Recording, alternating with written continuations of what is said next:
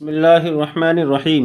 صرف 5 منٹ کا مدرسہ قرآن و حدیث کی روشنی میں سبق نمبر 23۔ نمبر 1، اسلامی تاریخ۔ مسجد نبوی کی تعمیر۔ مدینہ طیبہ میں قیام کے بعد رسول اللہ صلی اللہ علیہ وسلم نے سب سے پہلے ایک مسجد کی تعمیر کی جسے مسجد نبوی سے جانا جاتا ہے، جہاں آپ صلی اللہ علیہ وسلم کا قیام تھا۔ اس سے ملی ہوئی 2 یتیم بچوں کی زمین تھی۔ آپ صلی اللہ علیہ وسلم نے اس کو مسجد کے لیے پسند فرمایا۔ ان دونوں بچوں نے اسے مفت پیش کرنا چاہا، مگر آپ صلی اللہ علیہ وسلم نے اسے قیمت دے کر خریدا۔ رسول اللہ صلی اللہ علیہ وسلم اور صحابہ رضی اللہ عنہم نے اپنے ہاتھوں سے اس مسجد کی تعمیر کی۔ صحابہ کرام رضی اللہ عنہم پتھر اٹھا اٹھا کر لاتے اور خوشی میں شوقیہ اشعار پڑھتے اور اللہ کا شکر بجا لاتے۔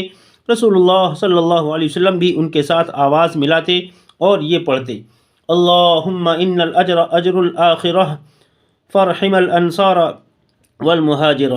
ترجمہ: اے اللہ، اصل اجرت تو آخرت کی اجرت ہے، اے اللہ انصار و مہاجرین پر رحم فرما۔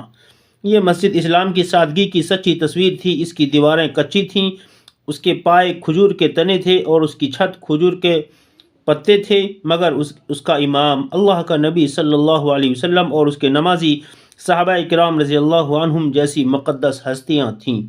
نمبر 2، اللہ کی قدرت۔ زمزم کا پانی۔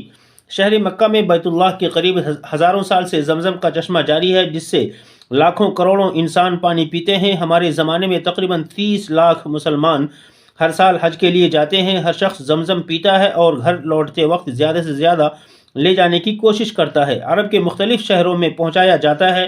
اس کے علاوہ سال بھر عمرہ کرنے والوں کا ہجوم رہتا ہے۔ یہ اللہ کی زبردست قدرت ہے کہ آج تک اس میں پانی کی کمی نہیں ہوئی۔ یقیناً یہ اللہ کے خزانے سے آتا ہے اور اس کے خزانے میں کسی چیز کی کمی نہیں۔ نمبر 3، ایک فرض کے بارے میں۔ زمین کی پیداوار میں زکوٰۃ۔ رسول اللہ صلی اللہ علیہ وسلم نے فرمایا: جس زمین کی سینچائی بارش، چشمے یا نہر کے پانی سے کی جاتی ہو، اس کی پیداوار میں 10واں حصہ نکالنا فرض ہے، اور جس کی سینچائی کنویں وغیرہ سے، رہٹ یا ٹیوب ویل یا پمپ وغیرہ کے ذریعے کی جاتی ہو تو اس کی یعنی پیداوار میں 20واں حصہ نکالنا فرض ہے۔ فائدہ: جس طرح مال تجارت میں زکوٰۃ فرض ہے، اسی طرح زمین کی پیداوار میں بھی زکوٰۃ فرض ہے۔ نمبر 4، ایک سنت کے بارے میں۔ عید الفطر کی نماز سے پہلے میٹھی چیز کھانا۔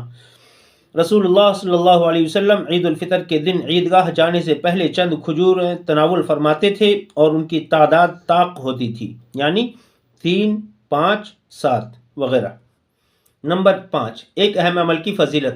گھر سے وضو کر کے نماز کے لیے جانا۔ رسول اللہ صلی اللہ علیہ وسلم نے فرمایا: جو شخص فرض نماز کے لیے اپنے گھر سے وضو بنا کر نکلتا ہے تو اس کا ثواب احرام باندھے ہوئے حاجی کی طرح ہوگا، اور جو شخص صرف چاشت کی نماز کے لیے نکلے، یعنی کوئی اور دنیاوی مقصد نہ ہو، تو اس کا اجر عمرہ کرنے والے کے برابر ہے۔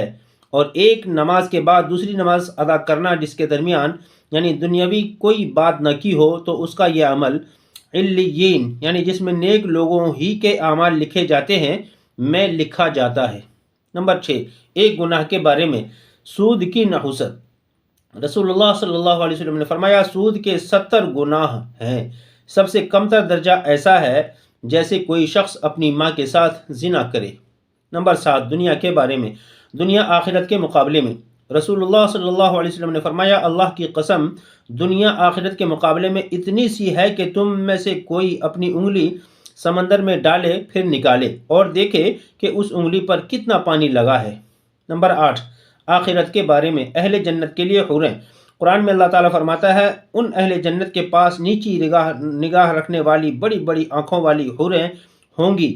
وہ حوریں صفائی میں ایسی ہوں گی گویا وہ چھپے ہوئے انڈے ہیں۔ نمبر 9، طب نبوی سے علاج۔ کھانے کے بعد انگلیاں چاٹنا۔ رسول اللہ صلی اللہ علیہ وسلم جب کھانا کھا لیتے تو اپنی تینوں انگلیوں کو چاٹتے۔ فائدہ: علامہ ابن قیم رحمۃ اللہ علیہ کہتے ہیں کہ کھانا کھانے کے بعد انگلیاں چاٹنا ہاضمے کے لیے انتہائی مفید ہے۔ نمبر 10، قرآن کی نصیحت۔ قرآن میں اللہ تعالیٰ فرماتا ہے: بے شک اللہ اور اس کے فرشتے حضور صلی اللہ علیہ وسلم پر رحمت بھیجتے ہیں۔ اے ایمان والو، تم بھی ان پر درود اور سلام بھیجا کرو۔ اللہ تعالیٰ ہم سب کو عمل کی توفیق نصیب فرمائے۔